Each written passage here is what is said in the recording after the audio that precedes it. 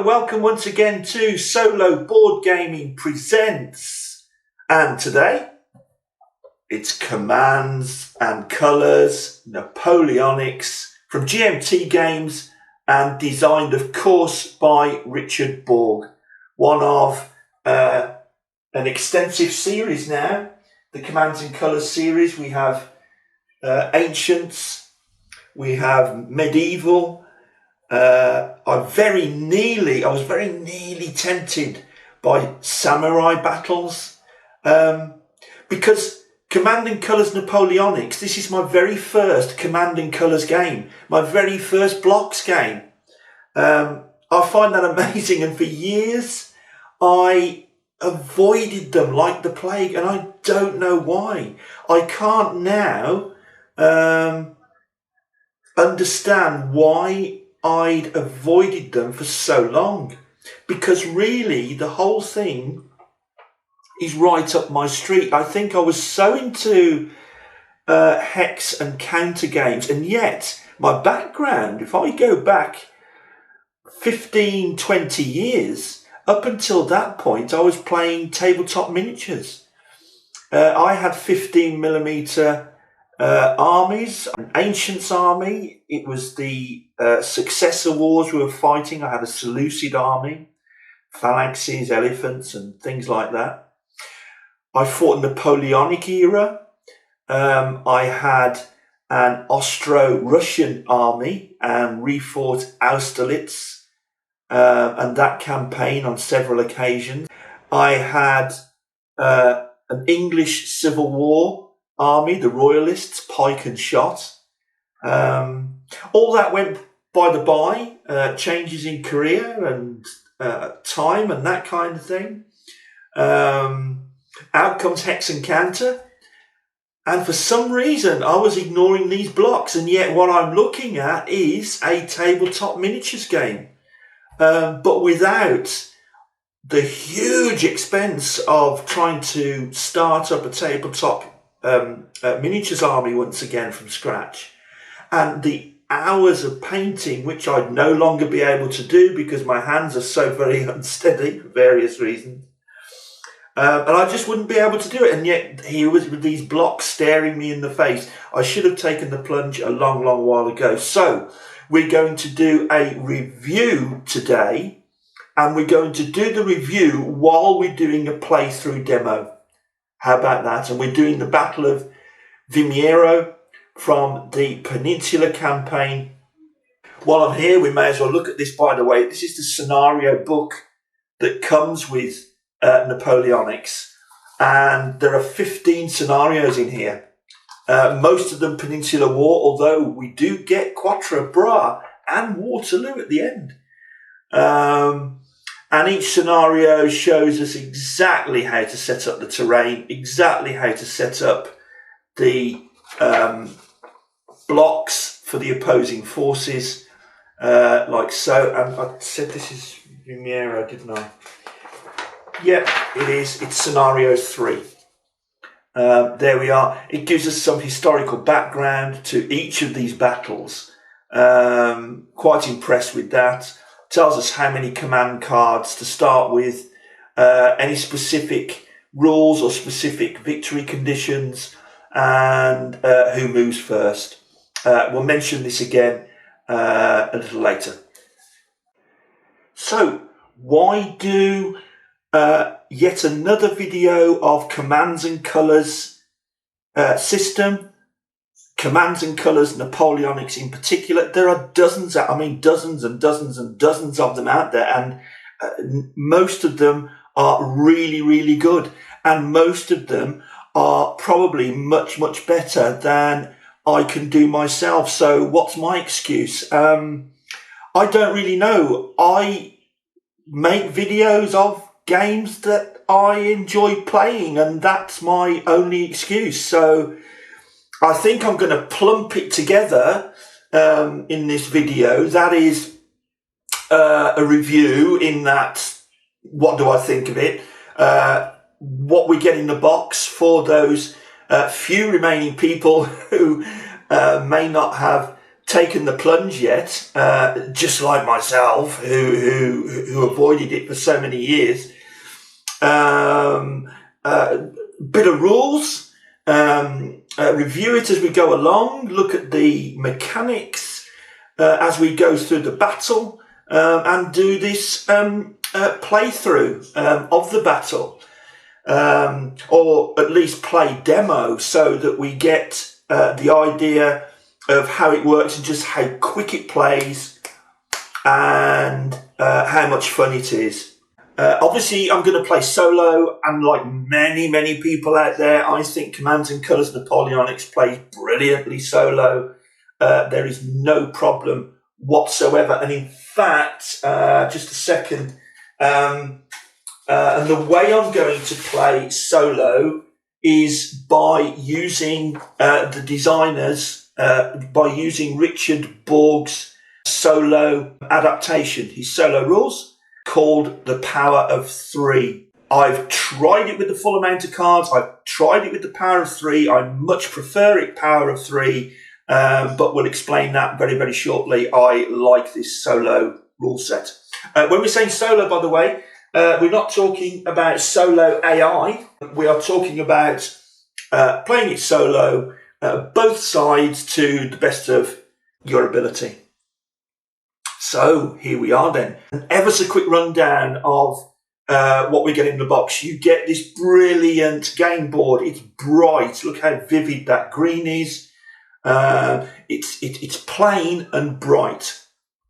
Against which, look at the red blocks for the British and the blue blocks for the French army.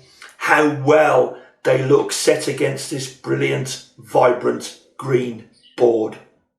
It's absolutely wonderful. And of course, the terrain differs from battle to battle, and we place the terrain on the board per the scenario setups. And for instance, there's tons more terrain off to the side here. We get rivers, bridges, windmill, river sections, hills, tons of hills, some of them rocky, impassable terrain. What else do we get? Forests, of course, woodland, and so on. There is other terrain here, I absolutely assure you. Oh, there we go. Redoubts, fortifications, towns and villages. Several terrain tiles which you already have on the map here, and here's Vimiero town itself just there, and so on. So superb set of terrain tiles that we can place on the map just as they have been for this battle setup. The blocks themselves, this is only half the blocks that are in the game. We've got the brown blocks of a Portuguese contingent over there. Then we've got the red of the British and the blue of the French army. One real pain for me anyway is all the stickers, because of course each block you have to put the stickers on, and each block is double-sided like so, and it takes a while, at least for me. I think it took me 3 evenings to put all the stickers on. I'm sure some people will do it a lot quicker than that. And I've even heard that other people find it quite therapeutic to do, which is absolutely great. And I must admit, my good lady wife did help me a little with some of them, so that was good. So there's all the stickering to do for the blocks. There's the terrain tiles, this beautiful board. You've then got the rules of play, which couldn't be simpler. I found the rule book absolutely amazing. I like this, rather than full gloss, I do like this sort of soft sheen, if you like, or semi-gloss. It's nicely spaced rules, nothing too difficult at all, tons of illustrations, just as you would expect from GMT games. There we go. Lots of examples. An easy rule book. This is the 3rd edition rule book. There's various player aids that come with it. There's the terrain tile sheet showing you the terrain effect on movement and combat. And that's double-sided because of all the different types of terrain. We have a similar sheet for all of the cards. We have 2 sheets as a unit player aid for the British and the French. Let me just quickly explain that. For instance, this is the French National Unit reference card. There are player aids here to remind us about the die results, what they mean. Then we have all the various types of units, and there's lots of unit types in here. Look, line infantry, light infantry, grenadiers, the young guard, the old guard infantry, militia, and then all the varying cavalry units, light cavalry, heavy cavalry, cuirassier, heavy cavalry, guard, heavy cavalry, foot artillery, horse artillery, guard, foot artillery. So that's where we're informed how many hexes we can move. If we have any particular capability, if we have any particular ranged fire or melee advantages or disadvantages, and so on. So each of the armies has such a sheet. Like here we have the British, and on this side the Portuguese, and again light infantry, line infantry, light infantry, rifle light infantry they called it, and lovely artwork there of the green jackets of the rifles, the 60th or 95th rifles, for instance. The grenadier infantry, the guard grenadier infantry, light cavalry, heavy cavalry, and the picture there is the Scots Greys, Royal North British. Guard heavy cavalry, that'll tend to be the life guards and horse guards. Foot artillery, horse artillery, and that kind of thing. Now, I use these even now after a couple of weeks of play. I do prefer them. I did have a go using, and lots of people use this, and there's various versions of it. I don't think this is the latest version, for instance. There is a player aid sheet, a quick reference card, if you like. It consists of 2 sheets, French and I think there's, the French on there. And here we have the British, the Spanish and the Portuguese. And you can just read off, for instance, line infantry.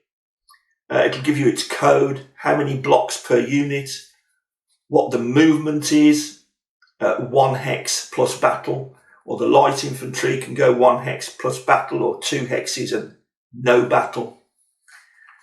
Any particular notes, and then how many dice we roll for standing ranged fire, so using our muskets and we haven't moved, or using our muskets and we've moved, so move and fire, and how many blocks also to use for melee. So that's a real shortcut rather than those 2 large cards. A lot of people like using this, and that's great. I've tried it. Does it speed things up? Yes, it probably does. The only thing is, without these cards, let's just go back to one of them again. These cards hold all the same information, but maybe not so quick and easy to find as on that quick reference sheet I showed you. The only thing is, you do learn by using this card why you're only rolling X amount of blocks and that kind of thing. Whereas on the quick reference sheet, that's not quite so apparent unless you already know the rules well. Look, hey, I mean, both work perfectly adequately. It's just that I do prefer to use the player aid sheets that came with the game. What else do we have? We have a whole set of, is there 70? I want to say 70 or something like that. Command cards that come with the game. All well shuffled. And in the main game, it'll tell you each scenario how many command cards to draw for each opposing army. It can be 6 command cards, it can be 4 command cards. In this battle, it's 6 and 5. And you would take 1, 2, 3, 4, 5, 6. 6 command cards. You would take a look at them. And here we go. We've got the various sorts. So let's just look at a couple. This one, for instance, probe left flank. So we pick a card, we decide which card to use, and if I was the French and I'd just chosen that card, I could move or order, I could order 2 units on my left flank. The board is divided into three sections. As I'm sitting for the French, it's my left flank, centre and right flank. And it's this dotted line that runs down the board like so, which divides the various flanks. Anything sitting in the middle of that line, for instance, this British artillery unit here, that can be deemed to be either in the centre or it can be deemed to be on the British right flank.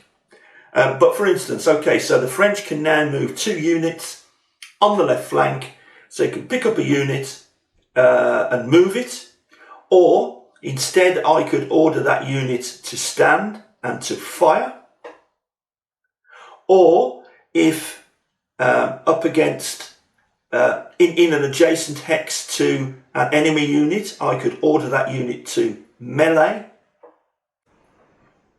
So, whatever we want our units to do, we can have them do as long as we stick to the instruction here, which tells us which flank.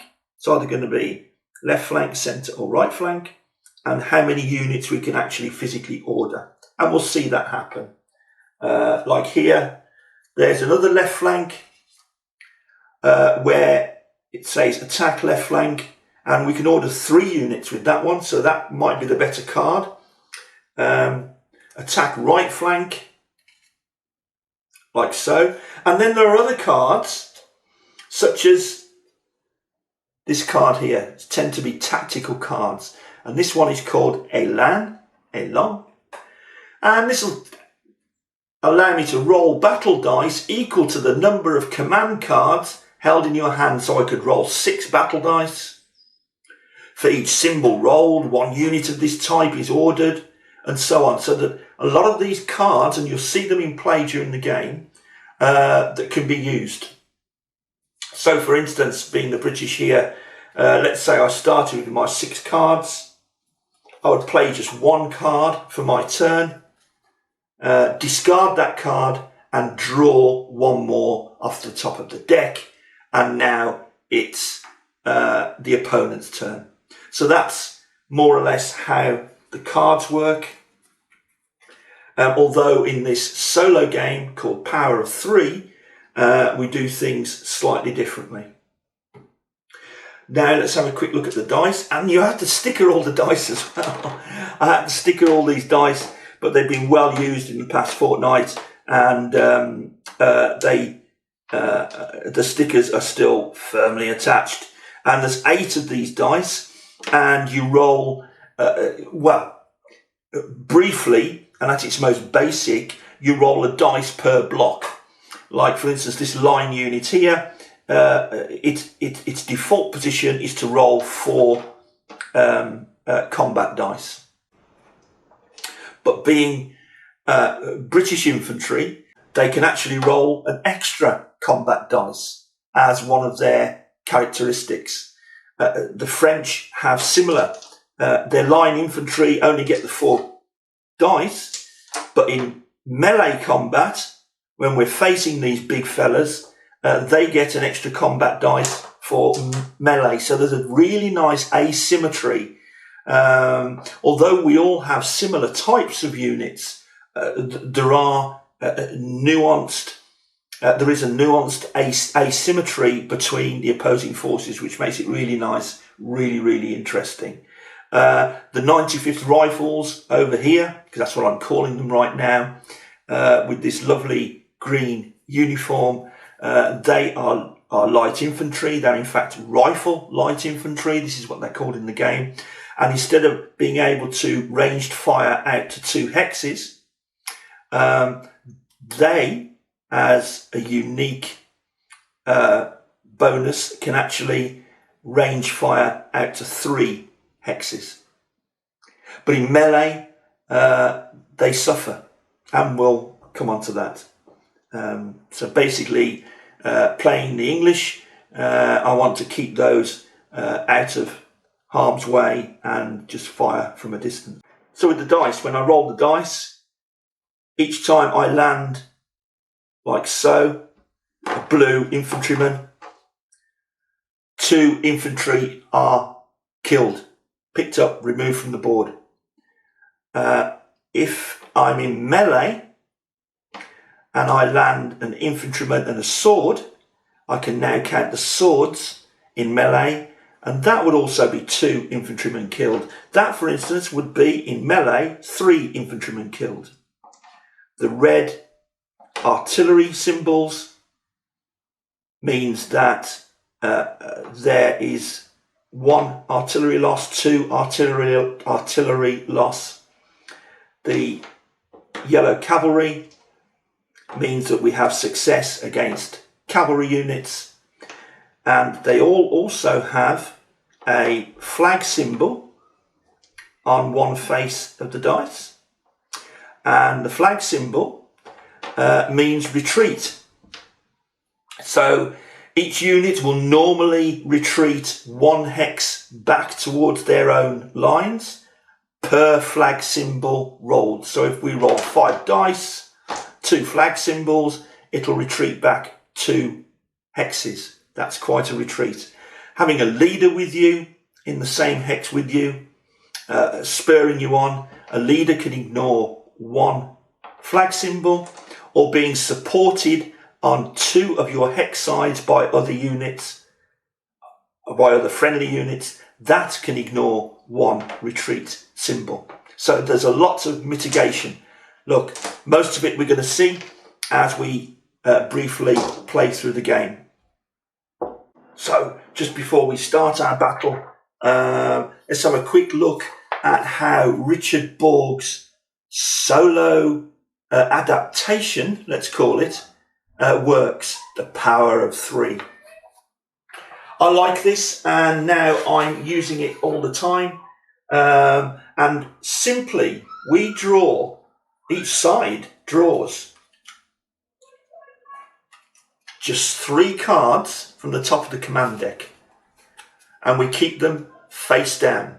So I've just drawn 3, for instance, there for the British, and I draw 3 command cards for the French, and we're going to play the French first move. So we turn over the 3 command cards, and we've got flank attack, we've got assault right flank, oh, I'm glad I've drawn that one, or fire and hold.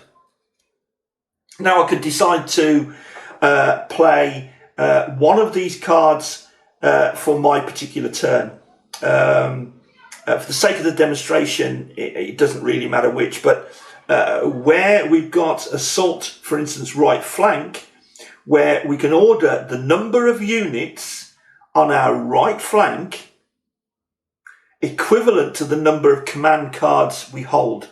Now, we only hold 3 command cards, but that's where you now refer back to the original allocation. And the original allocation for the French was 5 command cards.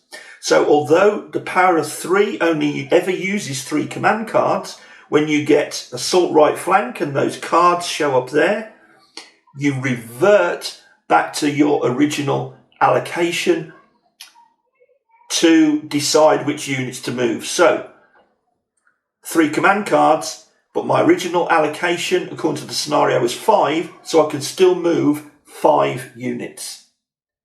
So using the power of 3 does not limit you in that sense. The other one is flank attack, where we're allowed to move or to order 2 units on each of our flanks. So let's say that's the one we started with. We're going to use that one. So we make our moves, we discard the card at the end of the turn. I'm left with 2. I can only decide to hold 1 of the 2 cards. This is where I have to make a decision. I'm going to, for instance, discard this one. That one's already discarded because I used it. I now only retain 1 card. And I take 2 more cards, not 1, 2 more cards off the top. And those 3 cards are now my hand for the next turn.